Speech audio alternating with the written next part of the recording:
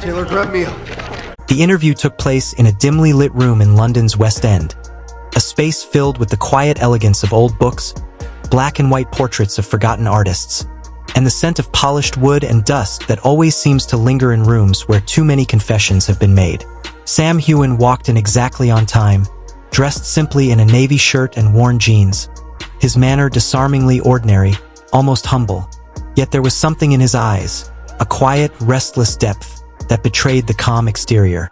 He had always been poised in front of cameras, whether on a red carpet or a film set, but in that room, stripped of lights, stylists, and scripts, he looked more like a man carrying an invisible weight than a movie star. The interviewer, a seasoned British journalist who had spoken to countless actors over decades, sensed immediately that this was not going to be another polite conversation about an upcoming project or an anecdote about life on set. There was something more here, something trembling just beneath the surface. After a few casual questions, Sam sighed. A long, weary sigh that seemed to come from years of holding something in. And then he said quietly, "Do you believe that sometimes success is the heaviest burden an actor has to bear?" The interviewer didn't answer. He didn't have to. Sam's gaze was steady, almost searching, as if he needed someone else to understand before he could continue. "There's a professional truth I've never told anyone," Sam said at last. "And maybe it's time to tell it, because it's too painful to keep carrying alone." He began to speak of the years before Outlander, before the fame, before the world began to associate his name with Jamie Fraser, that romantic, rugged Highlander who seemed to embody the fantasies of millions. He spoke of those uncertain days in Edinburgh, when he would stand outside the Scottish National Theatre in the bitter wind, hoping someone might need an extra. Sometimes he got lucky and was cast as a silent soldier, a background mourner, or even a corpse. He remembered once lying motionless for 2 hours on a stage floor, pretending to be dead while the audience wept for others' performances. Not his. And yet that night, walking home under the dim street lamps, he cried with joy because, for the first time, he had felt part of something larger than himself. That was what being an actor meant to him then. Sacrifice, invisibility, the humble joy of breathing life into illusion. But when Outlander came, everything changed. Overnight, Sam became a global symbol of Scottish masculinity and romantic heroism. Fans called him the perfect gentleman, the dream of the Highlands. His face became the emblem of devotion and courage, of timeless love and stoic strength. Yet behind the admiration, he began to sense something constricting, as though the role that had given him everything was now quietly taking something away. Fame, he explained, does not feel like freedom. It feels like a cage. Golden, comfortable, but inescapable. The world sees only the glow, never the bars.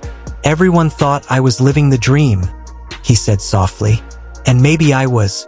But what they didn't see was that my career, which looked so perfect from the outside, was slowly becoming a prison. Every year, scripts poured in, but 9 out of 10 were the same. Variations of Jamie Fraser in different eras and costumes. They wanted him to play soldiers, knights, lovers, men with tragic pasts and soft hearts.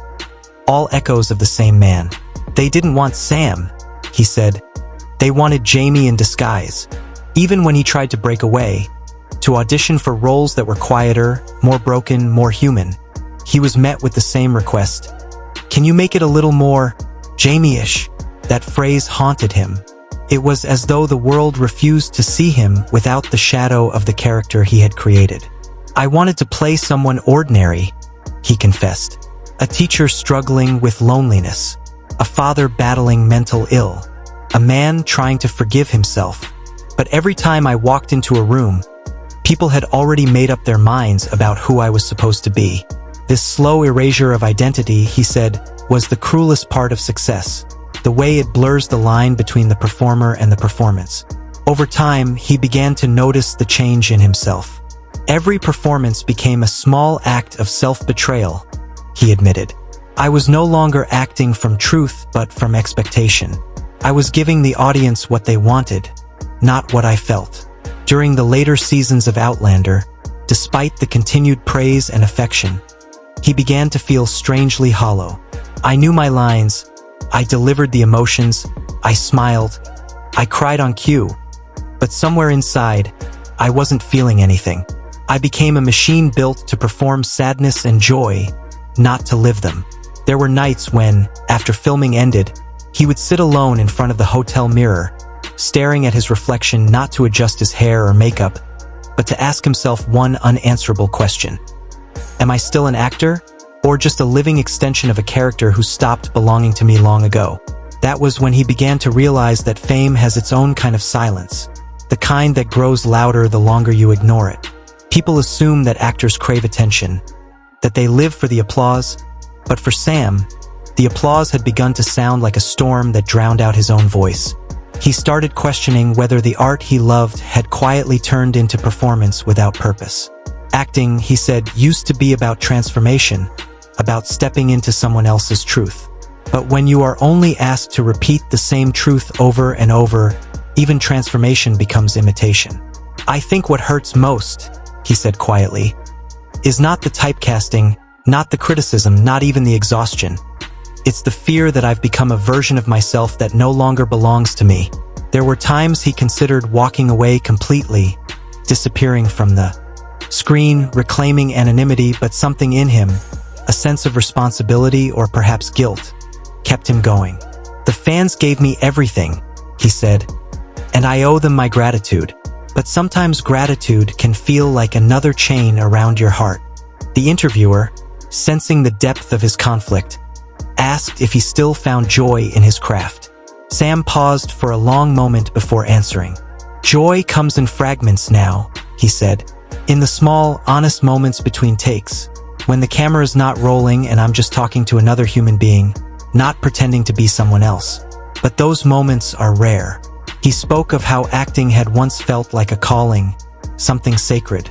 He used to believe that art was about truth, that the best performances were born not from fame, but from vulnerability. But fame, he said, demands consistency, not vulnerability. It demands that you remain who people believe you to be. And once that belief hardens, it becomes nearly impossible to break. If I suddenly change, people feel betrayed, he explained. They think I've lost touch or I've become arrogant or ungrateful. But what they don't see is that I'm just trying to breathe differently, to grow, to be human again. As he spoke, his voice softened, almost breaking. He said there is an invisible wall between an actor and the audience. A wall made of expectation, love, and misunderstanding. On one side stands the actor trying to be real. On the other, millions of faces who love an illusion. The hardest thing, he said, is realizing that when you stop being their fantasy, they stop seeing you. He described moments at fan events where he could feel that strange dissonance. People looking at him, smiling, crying, calling his name, but not really seeing him. Only the echo of a man who once existed on screen. Sometimes I wonder, he said, if they'd still care for me if I played a villain, or a man who's weak or broken. Would they still cheer, or would they turn away because I'd shattered the image they needed me to protect? That thought, he admitted, terrified him. He also reflected on how this phenomenon isn't unique to him, that many actors, especially those who become synonymous with iconic roles, eventually face the same quiet tragedy. They become prisoners of the characters that made them beloved. He mentioned that he had spoken to older actors who had lived through the same paradox, idolized by millions yet deeply lonely. They told me that every great role comes with a cost, he said. You pay for the glory with your identity. The interviewer asked him what he planned to do next, whether he would keep acting or retreat into something else. Sam smiled faintly, but his eyes were tired. I think I'll always be an actor, he said, but maybe not in the same way. Maybe I need to rediscover what that word means, to act not to impress, but to express. He mentioned his growing interest in writing, producing, and even mentoring younger artists, helping them understand that art must never be confused with approval. He spoke of Scotland, too, the landscapes that raised him, the hills and lochs that grounded him when Hollywood began to swallow his sense of self. He said he often returns there in silence, walking along the misty moors alone, feeling the wind on his face, remembering who he was before all this. That's where I feel real again, he confessed. Not on stage, not on camera, just in the cold air, where no one expects anything of me. The interviewer wrote nothing down for several minutes. There was nothing to add. No question left that could capture the fragile honesty of that moment. Sam's confession was not a scandal, nor a resignation. It was something rarer. A human being reclaiming his truth after years of performance. He wasn't announcing an end to his career. He was announcing a return to himself. And yet, as he left that small room, the air still seemed heavy with unspoken grief. Because every word he had said carried a kind of quiet heartbreak. The understanding that even when he finds himself again, the world may never let him forget the man they made him to be. Fame is a mirror, he had once said, but mirrors don't show the soul. And for the first time, as he stepped back into the London rain, Sam Heughan looked less like a star and more like what he had always wanted to be. An actor searching for truth, not applause. A man learning to breathe beyond the boundaries of the role that made... No? I don't think so. Only if I eat gluten. Describe your personal style in 3 words. There was a moment in the interview when the air itself seemed to grow heavier, as if the truth Sam Heughan was about to reveal had been waiting too long to be spoken.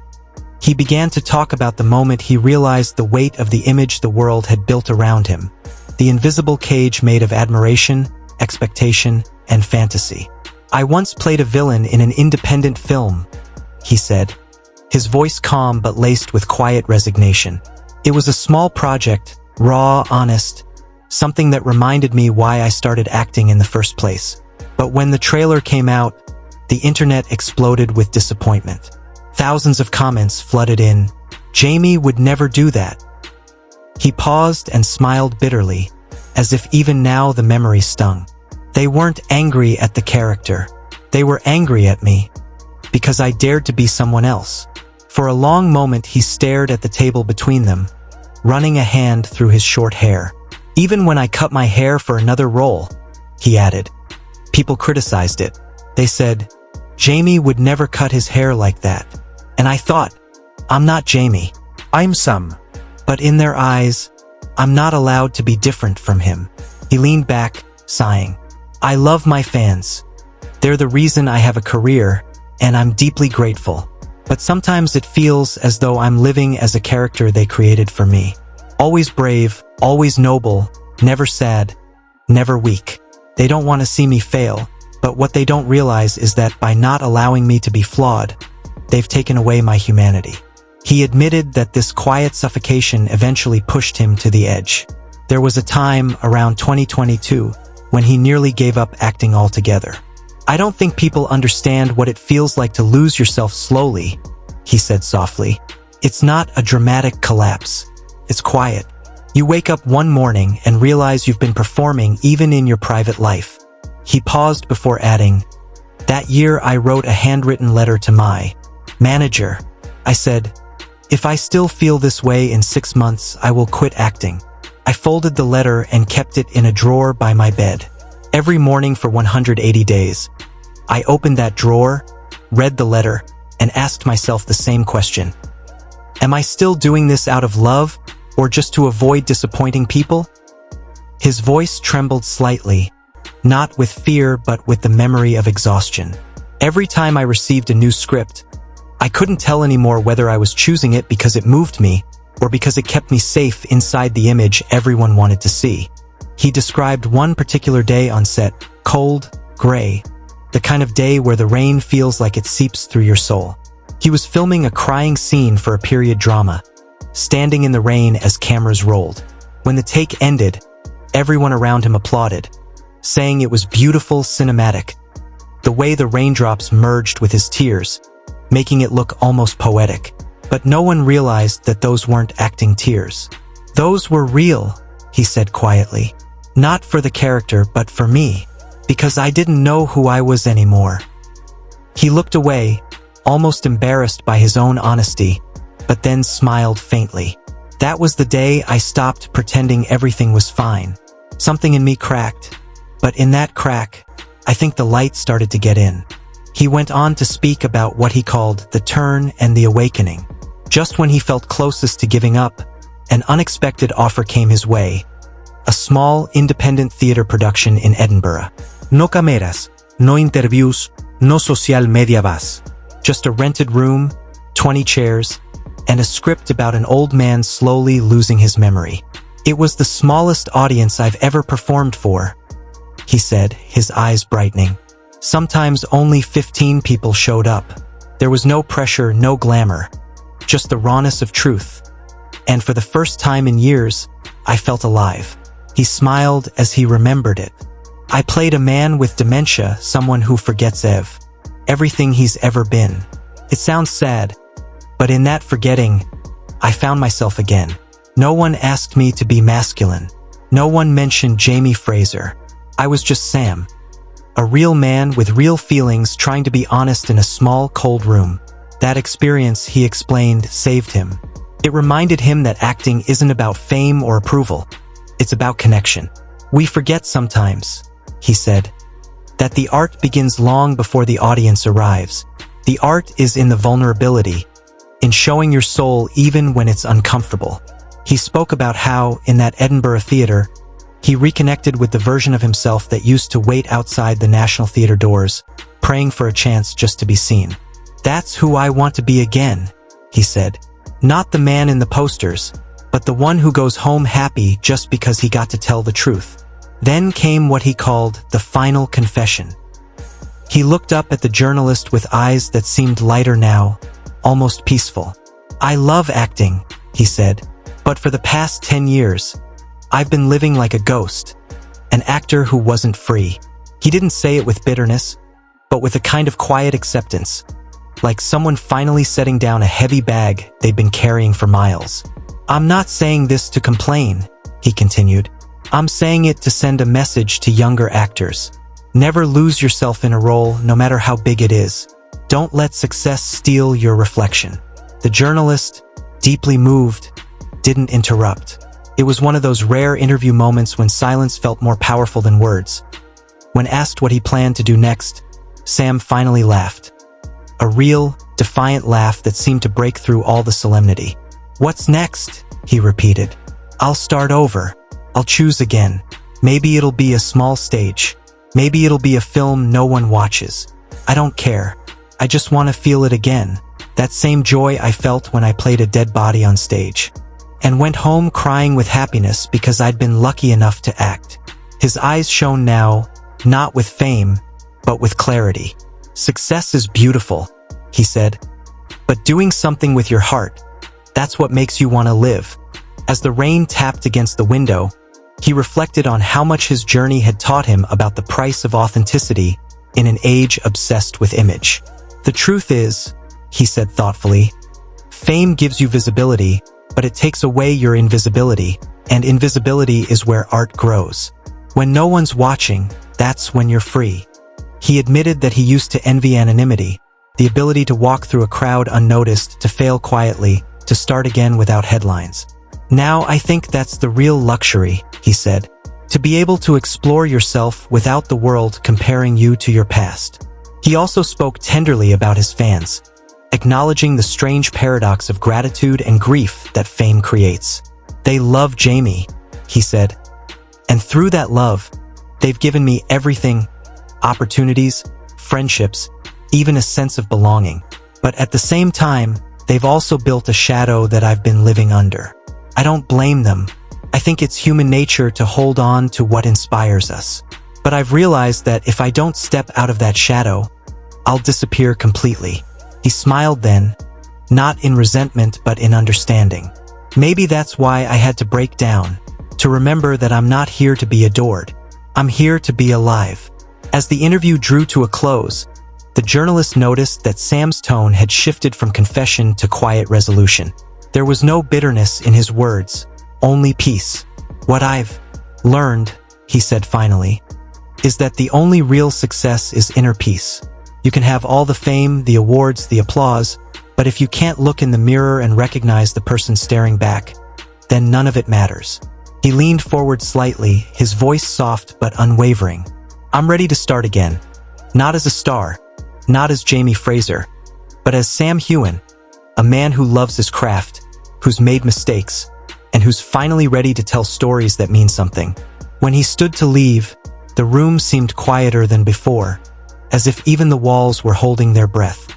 Outside, the London rain continued to fall, soft and unrelenting, washing the city clean. Sam paused at the door and looked back for a brief moment. His expression was unreadable, a mixture of weariness and relief, but his eyes, for the first time, were clear. "Maybe," he said with a faint smile, "the best thing an actor can do is to stop pretending." And then he was gone, disappearing into the cold November night, leaving behind not the image of a star, but the truth of a man who had finally found the courage to be himself again. In a quiet London room filled with the soft glow of amber lamps and the weight of unspoken truths, Sam Heughan sat across from a journalist and, for the first time, allowed the mask to slip. He spoke not as the adored Jamie Fraser, but as a man who had grown weary of living inside someone else's reflection. "I once played a villain in an independent film," he recalled, his tone calm yet tinged with sadness. When the trailer came out, thousands of fans wrote, "Jamie would never do that." They weren't angry at the character. They were angry at me for daring to be different. Even something as simple as cutting his hair drew criticism. "Jamie wouldn't cut his hair like that," they said, as if his appearance belonged to them. He smiled faintly, more with pain than amusement. "I love my fans," he said, "but sometimes I feel as though I'm not allowed to be human, not to fail, not to be weak." That unrelenting pressure led him to a breaking point in 2022. Quietly, he wrote a letter to his manager. "If I still feel